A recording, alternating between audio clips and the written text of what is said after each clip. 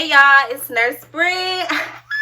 So, you all know we're going through a pandemic right now with the coronavirus, and I just thought it was the best time for me to come to you with some study resources and also some tips and tidbits on how to pass your next exam, because we're going to get through this. I had a lot of nursing students reach out to me and just be like, Bree, I'm scared.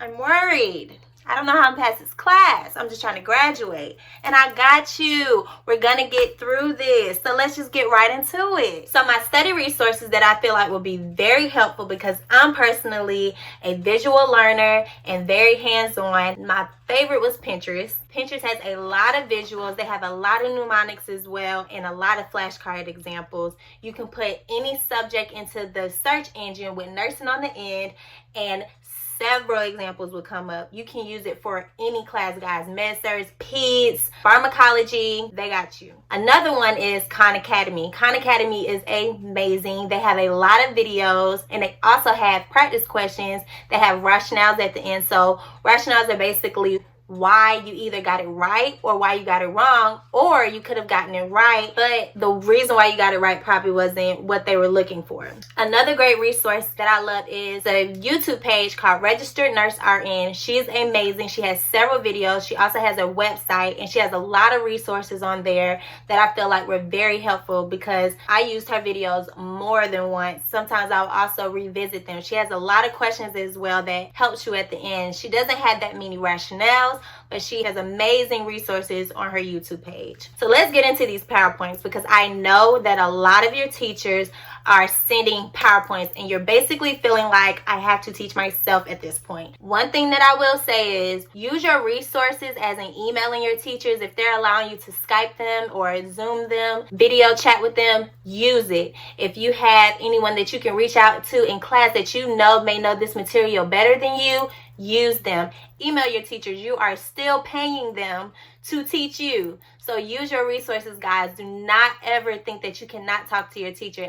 Y'all know I'm a big advocate of asking questions. So let's get into these PowerPoints. You're feeling like you gotta teach yourself, and I feel like it's very important to focus on what's important. What's going to kill the patient? That's always important. You always want to focus on airway, breathing, circulation, and then pain. You also want to focus on what are the best interventions for this situation. Always focus on that first. If they're talking about respiratory alkalosis, what are the best interventions for this? If they're talking about sickle cell, what are the best interventions for sickle cell? Another thing that I thought was very important to know is you need to know your lab values, and you need to also know their relations with each other and how they affect each other. You can also find that on Pinterest. Another thing that's important to know is proper delegation. Proper delegation is meaning knowing the RN's responsibility, the nurse assistant's responsibility, and the LPN's responsibility. You're gonna get questions like this. If you're not getting them now, you're definitely gonna get them towards the end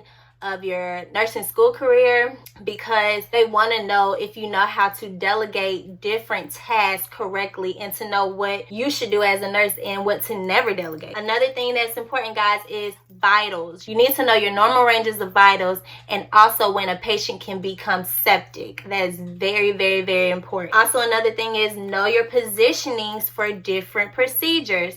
For example, if they're getting a paracentesis, or if they're getting drainage, anything of that sort, you need to know your positioning so that when you get that question on the exam, that should be a simple A+.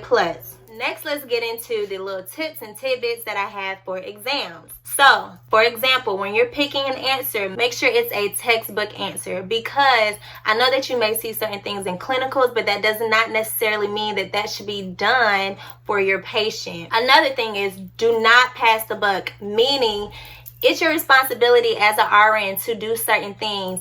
Do not ever say that you will come back or check on the patient later or things of that sort. You always want to make sure that if you're able to take care of it in that moment, do so. Always make sure you can have that intervention done. Also, making sure that you have honest and therapeutic communication with your patients So you want to make sure that you are very trustworthy and honest with them. You don't want to make any promises that you're not able to keep. You also don't want to be too persuasive in what you're saying. You want to give patients the freedom to do what they want. Another thing with answering select all that apply questions, I know everyone hates these questions, but what I found out that helps a lot is try to answer each statement or look at each statement as a true or false. So is this true or is this false? If half of it is true, it's still wrong. The entire statement has to be true for you to select it. Another thing is to eliminate obvious answers that you know are already not wrong. Don't waste time on those answers. Just go on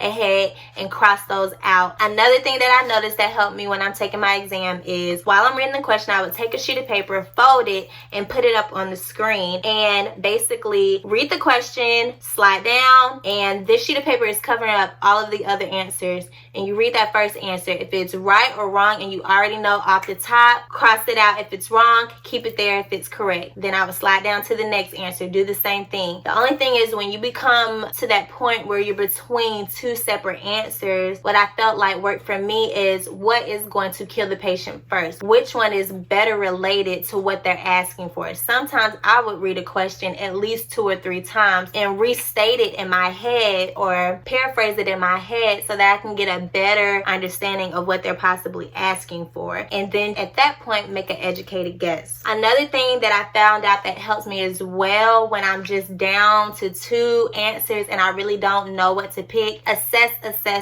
I learned that while I was in school. You always want to assess the situation first. So let's say that you walk into a patient's room and you found out that they're not breathing and they give you this EKG strip and you're either between starting CPR or assessing to see if the patient is breathing. I would go ahead and assess the patient first and then start CPR, because what you don't want to do is start doing CPR on a patient and they're not dead. Okay, so always assess.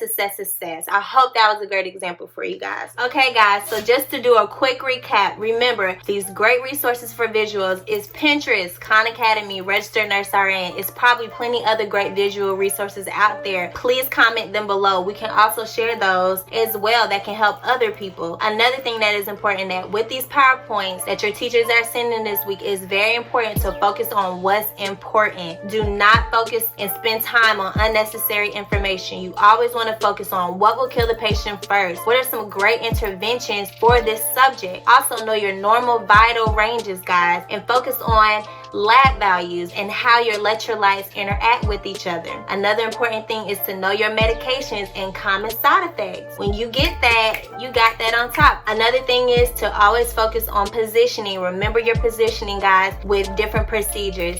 You got this. I know you're powerful. If you have any questions, comment them below and I will get back to them as soon as I can. See you next week.